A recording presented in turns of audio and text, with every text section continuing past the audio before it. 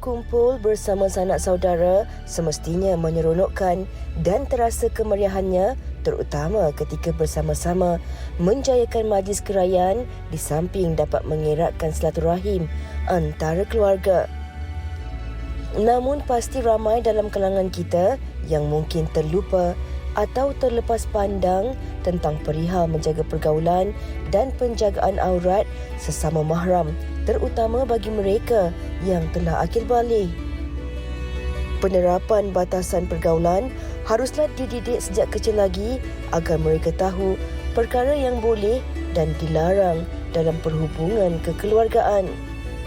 Keakraban sesama saudara mara juga wajib ada batasnya. Anak-anak wajib mengetahui kebebasan bergaul, bergurau, tidur bersama-sama mereka. Kemesraan antara mahram dan bukan mahram harus ada garisan halal dan haramnya supaya dapat membendung perkara yang tidak diingini di kemudian hari.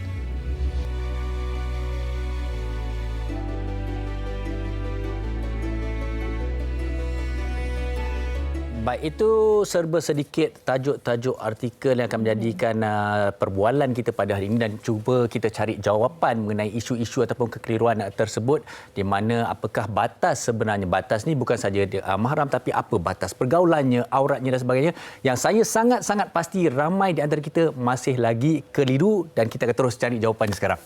Tumpukan perhatian anda untuk jawapan-jawapan daripada tetamu kita, yang mana kita nak memperkenalkan tetamu pertama kita, iaitu Ustaz Muhammad Hanafiah Abdul Malik, pendakwah bebas. Dalam talian hari ini kita tak bawa di keset. Dan Assalamualaikum Ustaz. Mana Ustaz? Okey, itu dia. Waalaikumsalam warahmatullahi wabarakatuh. Apa khabar? Baik, Alhamdulillah Ustaz. Sihat Ustaz Alhamdulillah sihat walafiat. Dan baik, bersama kita juga di studio ada Puan Zilal Abdul Aziz, kaunselor berdaftar dan pengurus rumah teratai bersama kita di studio. Terima kasih Puan bersama kita pada hari ini. Terima kasih. Okey, baik. Jadi Pak, kita kata mungkin ramai yang berpandang topik ini agak berat dan sebagainya, tapi saya tak anggap ianya suatu yang terlalu berat kerana ini adalah sebenarnya perkara asas yang harus kita ketahui. Tapi sebelum itu Ustaz, mungkin ramai secara ringkasnya perlu penjelasan tentang apa atau siapa yang dikatakan sebagai mahram. Silakan Ustaz. Ya, alhamdulillah, bila kita sebut mahram, maknanya dia diharamkan untuk berkahwin. Contoh, kita tidak boleh kahwin dengan mak ayah kita. Kita tidak boleh kahwin dengan abang kita, dengan kakak kita, adik-beradik kita tak boleh kahwin.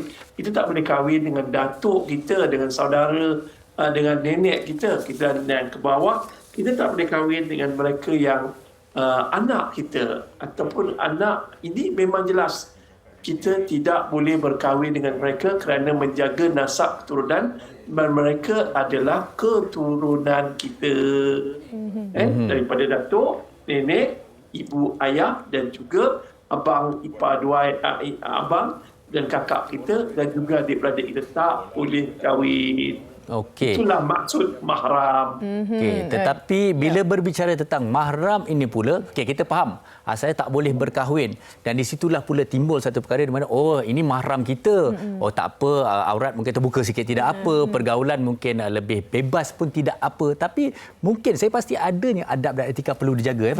Betul Farin. Sebab apa? Kalau kita melihat kepada raya dah lama tak balik kampung. Jadi bila balik kampung ni memang ramai yang ambil kesempatan ini nak duduk sama-sama di rumah dan sebagainya. Tapi sebenarnya masyarakat kita ni ada yang memandang remeh terhadap batas hubungan mahram ni juga. Kalau boleh kita nak tanya Puan Zilal kan, antara situasi ataupun senario yang pernah berlaku dan juga implikasi kepada mereka yang mungkin memandang remeh kepada isu ini dan juga dalam institusi kekeluargaan. Okey, terima kasih Fatin. Soalan yang baiklah untuk kita memahami pentingnya kita menjaga batas antar mahram. Kita perlu tahu apa implikasi atau kesan yang mungkin timbul bila kita tak jaga batas ni. Jadi antara senario lah yang pernah kita lihat. Contohnya kita tengok di dada akhbar baru-baru ni. Seorang remaja umur 15 tahun telah dirogol oleh bapa saudaranya ketika menumpang tidur di rumah nenek. Jadi ini adalah antara senario yang berlaku. Kerana apabila manusia ni kadang-kadang kita tertipu. Kan tadi Fatin dan Fadil sebut, sebab ni mahram boleh kahwin, so kita ni kan kita relax. Ada kelonggaran. Ada kelonggaran. Jadi kita tertipu dengan rasa selamat tu, dengan rasa ni mahram. So kita tertipu Sedangkan badan kita ada keperluan fisiologikal kan, kita ada otak kita yang merangsang nafsu kita. Dia tidak mengenal batas, dia tidak mengenal siapa mahram kita kan. Jadi akibat daripada itu, implikasinya dia boleh mendatangkan kepada kita sebagai contoh, membawa kepada sumbang mahram. Sumbang mahram, hubungan antara mereka yang boleh berkahwin inilah yang terlarang lah kan. Yang keduanya gangguan seksual lah, perasaan ataupun sexual violence, keganasan seksual yang seperti dialami oleh remaja yang 15 tahun itu tadi kan.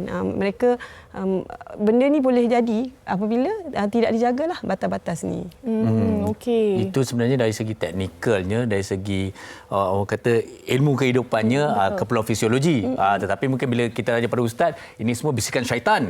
Tapi betul. Kerana iman manusia ada turun naiknya dan juga berbeza-beza. Baik ustaz, bila kita cakap pasal mahram tadi juga kan, bila kita kata tentang kelonggaran dan sebagainya, tentang rasa selamat dan sebagainya, tetapi dari segi adab dan etika, walaupun ada kebebasannya, tetapi di mana dia punya garis panduan dia. Orang kata kalau dengan mak ayah pun kita ada adab kita. Sesama adik-beradik juga kita ada adab-adab kita. Jadi bagaimana untuk kita tidak melampaui batas sesama mahram tu, Ustaz? Okey, kaedah dia yang pertama, ada kelonggaran dari sudut aurat dengan mak mentua, bapa mentua, dengan ni ada. Tetapi jangan sampai kita menjolok mata berpakaian seksi. Saya nak cerita terus terang. Banyak kes yang dulu saya pernah jaga rumah pemulihan akhlak. Saya jaga 680 orang anak perempuan Muslim yang mengandung anak luar nikah. Dan kebanyakan mereka ni adalah mereka, dan sebahagian lebih kurang 10%, 68 kes, mereka ni mengandung anak luar nikah disebabkan hubungan oleh orang mahram lah. Abang rogol adik sendiri, pakcik rogol anak buah sendiri. Ada kes yang dia seorang lelaki, dia rogol neneknya sendiri. Ini adalah disebabkan kerana sesuatu. Pertama ialah syaitan, yang kedua gagal mengawal hawa nafsu, dan ketiga kerana ada aurat yang didedahkan. Islam melarang hubungan sesama mahram ni untuk menjaga keturunan, dan batas dia adalah aurat. Aurat itu adalah limit.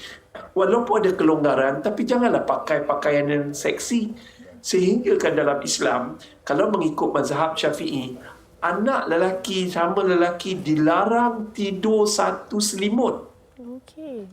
Sebab walaupun macam tu takut bila mereka ni ada datang rangsangan, mereka boleh melakukan hubungan sejenis. Kerana itu dalam mazhab Syafi'i, umur 7 tahun, start daripada umur 7 tahun, dilarang anak lelaki tidur satu selimut. Nak tidur satu katil tapi selimut lain-lain. Kerana bila tarik selimut tu, dia akan terdedah aurat walaupun sama lelaki. Apatah lagi perempuan. Wallahualam. So hati-hati. Batas dia adalah aurat. Aurat. Dari mana datangnya nafsu? Dari mata turun ke syahwat. Wallahualam. Okey, apa yang Ustaz kongsikan itu adalah faktor-faktor yang mana boleh berlakunya, yang mana memberi kesan kepada faktor hubungan dalam mahram ini. Tadi Puan Zilal ada kongsikan berkenaan dengan kesan psikologi kepada mereka yang mungkin terkesan disebabkan tindakan-tindakan yang di luar kawalan ini. Tapi kita nak tahu juga, kita selalu kongsikan kesan ataupun peranan orang ramai ini selepas terjadinya insiden-insiden. Boleh tak kita bagi tahu kepada tetamu-tetamu kita sebelum kejadian ataupun kita nak dedahkan buka minda mereka, apa sebenarnya peranan orang ramai, ahli keluarga, ibu bapa sebenarnya untuk memastikan kita perlu cipta bahagia itu keluarga, tapi kita tak nak juga keluarga itu musnahkan seseorang individu tu. Puan Zilal. Okey. Baik, untuk kita bincangkan dekat sini tentang prevention lah rasanya kan, bagaimana hendak mengelakkan kan daripada kita merawat.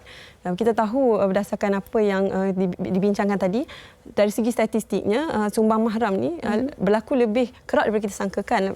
Mengikut PDRM, 15 kes sumbang mahram dilaporkan dalam masa sebulan. Setiap bulan 15 kes. Banyak. Satu bulan. Ya. Dan kes gangguan seksual yang berlaku di rumah ataupun yang ada di kalangan orang dikenali adalah 90% pelakunya adalah orang dikenali, termasuklah ahli keluarga. Jadi bagaimana kita nak elakkan perkara ni? Kita perlulah sebenarnya kalau tanya dari segi umur, dari segi umur anak-anak, kecil lagi kita dah kena ajar mereka tentang pendidikan seksual, tahu sentuhan selamat, apa yang boleh buat, apa yang tak boleh buat. Batas-batas agama tadi macam Ustaz sebutkan, pendidikan agama itu pentinglah supaya mereka tahu. Dan kadang-kadang persiapan nak balik kampung ni meriah seronok kan. Dah lama 2 tahun tak beraya, nak balik kampung beraya. Kita pergi tu, sebelum pergi bertolak, beritahu anak-anak. Apatah lagi, dah 2 tahun dah tak berkumpul, mungkin dah lupa kan. Kita ingatkan anak-anak, ingatkan kita jugalah kan. Maknanya apa batas-batasnya, bagaimana hendak berinteraksi dengan baiklah dengan ahli keluarga, apa yang sesuai, apa yang tak sesuai, kita ingatkan anak-anak kita. Dan yang keduanya, kita ajarlah. Kita ajarlah mereka bahawa kalau perkara itu mereka rasa tak selesa ataupun contohnya cara orang tengok kita tu, kadang pak cik tengok kita rasa tak selesa. Betul. Kan. Dan kita tahu bahawa itu dah merupakan sesuatu bentuk gangguan dah terganggu. Jadi kita back off, kita ajar anak kita untuk pergilah undurkan diri, pandailah bawa diri. Pandai-pandailah bawa diri. Dah tahu dah okey ni dah rasa dah tak selesa, kita keluar kan. Kalau rasa tak selesa, itu sesuatu pendidikan yang kita perlu ajarlah anak kita bagaimana untuk berhadapan dengan situasi ni. Dan mak ayah pun perlu pantau dan ambil tahulah. Betul, Farid. Sebenarnya kadang-kadang kan balik dengan sepupu dah seronok sangat lama tak jumpa, berpeluk sakan, mungkin tak beringat dan sebagainya. Lalai Okey, cuma sedikit saya nak tanya tentang tadi yang menarik puan katakan tadi tentang gangguan seksual di kalangan ahli keluarga. Mungkin ramai di luar sana yang merasakan macam takkanlah abang nak melakukan gangguan seksual kepada adik perempuan atau kakak. Tapi kalau ada je sememangnya terjadi dengan keluarga, bagaimanakah gangguan tu dilakukan oleh sesama mahram tu? Okey, gangguan sesama mahram ni sama sebenarnya dengan apa yang berlaku dengan orang luar, orang asing kan. Dalam konteks contohnya sentuhan ataupun pandangan yang mendatangkan rasa tak selesa, rasa mengancam kan, rasa terganggu. Itu sebenarnya perkara-perkara yang boleh berlaku lah. Maknanya dari segi non-verbal, dari segi sentuhan, dari segi pandangan sahaja pun lawak. Kadang-kadang lawak-lawak lucah yang banyak berlaku di kalangan keluarga, perkara itu pun sebenarnya tidak sesuai lah dan boleh mendatangkan rasa gangguan tu.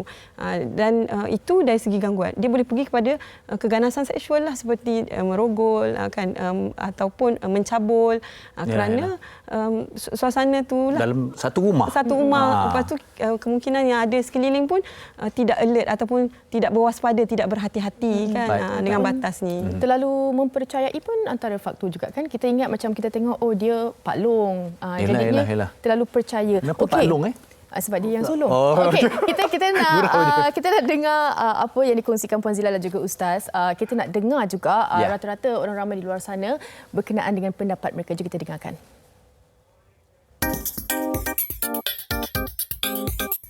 Yang saya tahu tentang mahram adalah apabila seorang lelaki dan seorang perempuan yang diharamkan untuk berkahwin, sekiranya mereka adalah mahram. Contohnya adik-beradik kita. Kita tak boleh berkahwin dengan adik-beradik kita kerana adik-beradik kita adalah mahram kita. Dan sama juga dengan satu lagi situasi, sekiranya sewaktu saya bayi, saya menyusu badan dengan ibu saya. Dalam masa yang sama, ibu saya juga menyusukan seorang lagi bayi perempuan yang bukan daripada keluarga saya, tetapi telah menyusu dengan ibu saya. Secara tak langsung, bayi perempuan tersebut telah menjadi adik susuan saya dan telah menjadi mahram saya. Dan saya diharamkan untuk berkahwin dengan dia. Lelaki dan perempuan yang bukan mahram tidak boleh bersentuhan. Mahram ini adalah individu ataupun mereka yang tidak boleh kita kahwini. Sebagai contoh ialah adik-beradik kita.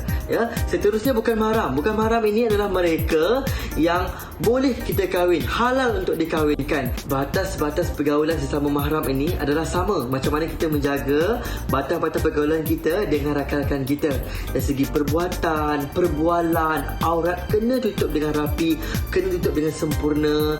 Mahram bermaksud orang yang berlainan jantina dengan kita dan kita haram bernikah dengannya. Batasan-batasan jika kita dengan bukan mahram adalah kita perlu menjaga batasan pergaulan dan menjaga aurat. Haram jika kita bersalaman dengan orang yang bukan mahram dengan kita. Apa yang saya faham tentang mahram adalah hubungan persaudaraan ataupun pertalian darah lah yang tidak boleh berkahwin. Sebaliknya pula dengan bukan mahram. Contohnya ibu dan ayah ni mengasingkan tempat tidur anak lelaki dan anak perempuan apabila mereka telah mencecah umur 10 tahun ataupun akil balik. Bersemangat sekali rata-rata penonton berkongsikan antara pandangan mereka berkenaan dengan topik kita hari ini. batas hubungan mahram. Okey. Baik Ustaz, tadi kita dah dengar tentang didikan dari ibu bapa, tentang panduan pergaulan dan sebagainya. Okey, tetapi ada kalanya juga kita masih lagi boleh katakan terlalu percaya, mengambil mudah. Jadi kepada Ustaz sendiri lah, kalau kita tengok mungkin budaya orang kata orang Melayu ni lah, balik kampung kan ramai, tak apa ni kampung rumah nenek ni, tidurlah ramai-ramai kan, sepupu semua seronok, apa semua kan ramai kat depan tu. Kan memang mengimbau kembali kenangan dia sebenarnya kan. Okey, tetapi antara salah satu perkara lainnya, alah budak-budak kecil, tak apa dia ramai-ramai. Jadi dalam perkara ini, sebenarnya di manakah batas usianya ataupun kalau timbullah keadaan yang situasi sebegitu, apakah yang sebaik-baiknya boleh dilakukan oleh ahli keluarga atau orang lebih dewasa ni? Yang pertama, yang paling penting dan paling utama kita kena hati-hati, pertama adalah pemantauan mak dan ayah. Mak dan ayah kena cerdik. Zaman kita dulu juga ada berlaku sumbang mahram, tapi tidak dihebahkan dalam media sosial. Dan kebanyakan mereka, orang Melayu dulu menjaga aib keluarga. Jangan kamu beritahu. Nanti beritahu mak kamu bercerai dengan ayah kamu, apa akan berlaku? Dia akan ada ugutan-ugutan supaya mereka dapat melakukan hubungan sumbang mahram. Dan yang keduanya, apa berlaku? Kita dulu ada permainan tau. Permainan kita main kahwin-kahwin. Main kahwin-kahwin. Main kahwin-kahwin tu, dia kahwin betul. Kan? Dia kahwin betul. Tetapi mereka dapat menutup hal tu sebab benda ni tidak disebarkan. Yang ketiganya, apa yang kita kena beritahu, keluarga kena beritahu. Satu kisah yang saya nak beritahu pemantauan daripada keluarga. Ada satu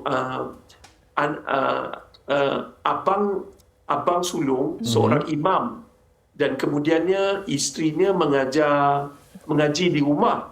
Tetapi abangnya telah jaga adik bongsu. Pak Su lah. Tetapi adiknya Pak Long ni ada anak. Anak ni balik rumah, setiap kali sekolah apa semua, Pak Su duduk sekali. Pak Su telah merogol anak buahnya dengan yang ni dia kata, sekiranya kau beritahu pada pihak polis ataupun siapa dapat tahu, aku racun mak dan ayah kau. So benda-benda macam ni menyebabkan yang si mangsa yang dirogol ataupun melakukan hubungan sumbangan mahram ni, isunya mereka berada dalam keadaan ketakutan, tak tahu nak jalan keluar. Tetapi mereka ada simptom-simptom. Simptom-simptom tu sepatutnya mak dan ayah kena sentiasa bertanya. Cuba tembak soalan-soalan. Kau kenapa jadi macam ni? Kau kenapa macam ni? Kena tanya. Dan akhirnya mak dia tadi, ayah ni nampak bahawa anak dia mengandung anak luar nikah. Dan kemudiannya dirotan, dipukul dan dihantar ke rumah pemulihan saya. Selepas beberapa lama kita soal siasat, tembak beberapa soalan, barulah si anak ni cerita apa? Anak ni cerita Pak Usu dia yang rogol. Allahu Akbar. Allah. Jadi benda macam ni kita kena pantas. Zaman sekarang ni pantas. Di samping tu faktor media hari ni, media ni apa yang kamu lihat, apa yang kamu dengar, apa yang kamu sentuh dan apa yang kamu rasa. Dia lebih awal daripada aurat, daripada apa semua. Tetapi jangan lupa media, permainan game hari ni. Permainan game. Tengok saja game-game yang ada pada hari ni dengan perempuan yang berpakaian seksi merangsang seks anak remaja. Anak remaja ni pula tak semestinya remaja. Kadang-kadang dia umur 7 tahun dah pandai melakukan hubungan seks. Mulanya bercium, lepas tu meraba dan kemudian memeluk dan kemudiannya akhirnya melakukan hubungan seks. Apa pun benda ni kena dicegah daripada awal. Cegah daripada awal ni mesti perlukan pendidikan seks mengikut agama Islam. Pendidikan seks kena beritahu tempat larangan. Ini tak boleh sentuh, ini tak boleh sentuh. Ayah kamu tak boleh benarkan dia sentuh. Ada kes ayah yang merogol anak sendiri. Haruan makan anak sendiri. Ini yang kita tak nak berlaku. Dan kalau tak nak berlaku, kita sebagai seorang masyarakat, kita kena beritahu pendidikan seks. Tak boleh, walaupun dia ayah kamu, dia tak boleh pegang kamu di bahagian dada, tak boleh pegang bahagian kamu di bahagian kemaluan, tak boleh pegang di bahagian punggung, tak boleh pegang di bahagian leher. Sebab tu adalah gangguan seksual pada awalnya. Kita tak tahu, kadang-kadang anak-anak tak tahu, dia kata itu kasih sayang seorang ayah. Itu rasa sayang seorang abang. Oh, dia cium kita kat bahagian leher. Itu abang sayang aku. Tapi aku rasa lain macam lah. Semua benda ni kita kena dedahkan pada masyarakat supaya jangan berlaku sumbang mahram. Wallahualam. Ustaz, kalau boleh saya nak tambah satu soalan juga. Bagaimana pula Ustaz kalau mereka yang mungkin kediamannya kecil, bilik tak cukup, kadang-kadang terpaksa untuk satu bilik tu ada ramai adik-beradik. Apa sebenarnya yang patut mereka lakukan ataupun nasihat Ustaz kepada mereka? Dia yang pertama sekali, apa pun yang berlaku, kita bergantung pada iman kita. Dan mak dan ayah kena cerdik. Saya pernah ke sebuah flat. Dan flat tu ada 2 bilik je. Mak dan ayah satu bilik dan satu bilik tu untuk adik-beradik perempuan. Tapi adik-beradik lelaki tidur di luar. Tetapi masalahnya tandas. Bila adik pergi ke tandas, abang-abang tengok. Abang-abang tengok. Nak pula dan akhirnya benda ni perlukan kawalan. Kawalan walaupun adik-beradik, tapi aurat, jangan berpakaian seksi, jangan pakai seluar pendek, jangan duduk tak senonoh depan abang-abang. Ini kata macam kita salahkan adik-beradik perempuan pula. Yang laki-laki kena jaga, kena kuatkan iman. Kita laki-laki, kita kan dia kata pernah ditegur oleh para sahabat, pernah ditegur oleh Sayyidina Osman kepada Jabir bin Ahmad. Dia kata, wahai Jabir, aku tengok di mata engkau ada api zina. Apakah wahyu masih turun lagi walaupun Nabi dah wafat? Tidak, ini adalah pandangan mata orang mukmin. Akhirnya Jabir bin Ahmad kata, aku gairah melihat aurat seorang perempuan Yahudi ketika berada di pasar tadi. Nampak? So, bagaimana pandangan mata kita nak kena kawal? Kadang-kadang kita tengok, ya Allah, kadang-kadang balik kampung raya tidur di ruang tamu tu, ya Allah, nak pula waktu pagi, kita tengok kain selimut dia ni terselak, kain pelikat terangkat tertutup ke muka. Habis macam-macam benda ni. Huyo, ni lah. Sorry, saya gelap. Raya balik kampung. Sebab tu saya cadangkan, bagi mereka yang berkemampuan, yang mempunyai ramai anak perempuan, bawa anak perempuan tidur homestay. Mak dan ayah jangan keras hati. Sebab kita nak menjaga aurat, jaga Islam itu sendiri. Wallahualam, untuk cegah sumbang mahram ni. Wallahualam. Baik, sebenarnya itu jugalah sebenarnya kita nak sentuh secara ringkas. Kadang-kadang timbul juga perkongsian di mana satu masa dahulu budaya kita sememangnya beramai-ramai, tidur sekali dan sebagainya. Ada pula mak ayah yang berkecil hati bila ada keluarga ni nak duduk di homestay dan sebagainya. Tetapi sebenarnya ada hikmah yang lebih besar dari itu. Okey. Baik, Puan Zila, kalau kita nak cerita, tadi Puan dah kata mengenai pendidikan itu kan, pendidikan daripada awal yang boleh mengelakkan perkara ini. Mungkin juga adakah Puan setuju sebenarnya kalau dulu kita mungkin ada macam Ustaz kata tadi, tetapi sekarang ni dia lebih kronik. Apakah faktor-faktornya? Setuju kata saya kata mungkin pornografi, media dan sebagainya. Dan tentang pendidikan itu pula, bila orang kata mahram, orang percaya. Tapi bagaimana kita nak mendidik supaya mendidik itu lebih awal daripada yang sepatutnya sebenarnya? Daripada seawal umur berapa dan bagaimana? Okey. Seperti yang sebut lagi lah, macam Ustaz pun sebut tadi kan, maknanya daripada awal lagi apabila anak-kanak tu macam kita tengok umur 4 tahun, 5 tahun, kalau kita melihat kepada pendidikan seksual, dia ada pendidikan seksual mengikut tahap perkembangan umur. Kan? Jadi seawal umur 5-6 tahun kita dah boleh jelaskan kepada dia, maknanya sungguhnya kita mulakan dengan bahagian-bahagian sulit, yang mana bahagian yang sensitif yang tak boleh orang pegang. Kemudian apabila dia meningkat umurnya sesuai dengan perkembangan akal dia, kita boleh teruskanlah mendidik dari segi sentuhan yang selamat, sentuhan yang tak selamat. Kemudian kita boleh juga explain adab, etika, dan kita boleh ceritakan juga kepada mereka apa tindakan-tindakan yang mereka boleh buat jika mereka merasa tidak selesa lah. Seperti yang saya sebut sebelum ni lah. Macam tu. So kalau kita lihat pendidikan seksual ni kadang-kadang macam saya sebut tadi, pendidikan seksual sebenarnya Islam ajar kan. Kadang-kadang kita ada tabu ataupun stigma. Betul. Macam pendidikan seksual apa dia tak naklah nanti anak kita buat itu buat ini. Bukan kan. Maknanya kita kena jelaskan kepada masyarakat, maknanya kena tingkatkan kesedaran lah kepada masyarakat bahawa pendidikan seksual di sini adalah berkaitan dengan apa yang boleh buat, apa yang tak boleh buat. Rasa selamat, macam yang Faris selalu sebutkan tadi, rasa selamat antara ahli keluarga. Betul, kita rasa selamat, tetapi perbuatan rasa selamat itu bukanlah meliputi semua benda. Selamat tu maknanya ini orang yang kita boleh minta bantuan, keluarga yang terdekat kan. Tetapi dari segi batas-batas aurat macam Ustaz cakap tadi, dia sama sahaja walaupun dengan orang lain. Sebab nafsu itu sama, dan exposure pendedahan yang kita dapat sekarang berbandingan dulu dengan pornografi yang kita kata sebut tadi, memberikan banyak sangat orang kata apa, cadangan-cadangan kesan dia kepada pencemaran minda. Minda, ya. Dengan perkara-perkara yang viral di TikTok kadang-kadang kan, dengan budaya-budaya yang kalau anak-anak tengok mereka tak boleh nak tapis. Jadi di sinilah ibu bapa kena berperanan lah, memberikan pendidikan. Guru-guru di sekolah boleh memainkan peranan untuk mendidik mereka tentang perkara yang selamat dan tidak selamat. Dan paling penting apabila diadukan kepada kita tentang maknanya kalau anak tu datang mengadu ke kan, beritahu rasa tak, macam ni tak selesa lah Pak Cik buat macam ni, dengar. Kadang-kadang kita suka nafi, tak adalah, takkanlah bapa nak buat macam tu. Itu stigma sebenarnya menjaga kan. Mereka lebih mempercayai orang yang lebih tua, kata anak kita mungkin buat cerita dan sebagainya. Sebenarnya apa yang dikongsikan Puan Zilal ni buka mata juga kepada kita kan. Anak kita kecil kadang-kadang banyak soalan dia berkenaan dengan seksual ni. Kita perlu jawab dengan cara yang betul. Baik Ustaz, di penghujung siaran kita ni, perbicaraan kita ni, kita nak Ustaz kongsikan kesimpulan berkenaan dengan topik ni secara ringkasnya. Pertama sekali saya minta pada mereka yang teringin nak melakukan sumbang mahram, dia kena tahu bahawa balasan di sisi Allah amatlah pedih. Bayangkan mereka yang berzina, kalau ikut hukum Islam kita harus rotan 100 kali. Dan dia khalayak ramai untuk memalukan dia supaya jangan pula orang lain melakukan hubungan tersebut. Menakutkan, mendidik masyarakat dengan hukuman yang berat. Itu di dunia. Di akhirat nanti akan dibakar dalam api neraka. So, kita kena berlatih. Saya tertarik dengan kaedah saya, Muhammad Ali. Muhammad Ali tidak merokok, tetapi dia memiliki mancis. Setiap kali dia ingin melakukan dosa, dia akan bakarkan mancis tersebut dan dia akan layukan tangan dia, ibu jari dia kat sini. Dia hanya tahan beberapa minit dan dia pesan pada diri dia untuk kontrol diri dia. Dia beritahu, wahai Ali, api sebesar ini pun kau tak boleh tahan, apatah lagi api neraka. So, apa yang berlaku?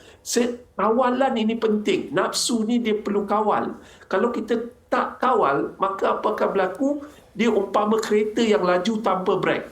Dia akan langgar apa sahaja perintah Allah. Dan keduanya, pendidikan, ilmu. Tadi hukuman, kita kena masukkan otak kita hukuman untuk kawal. Nombor 2, ilmu. Dan nombor 3, jauhkan.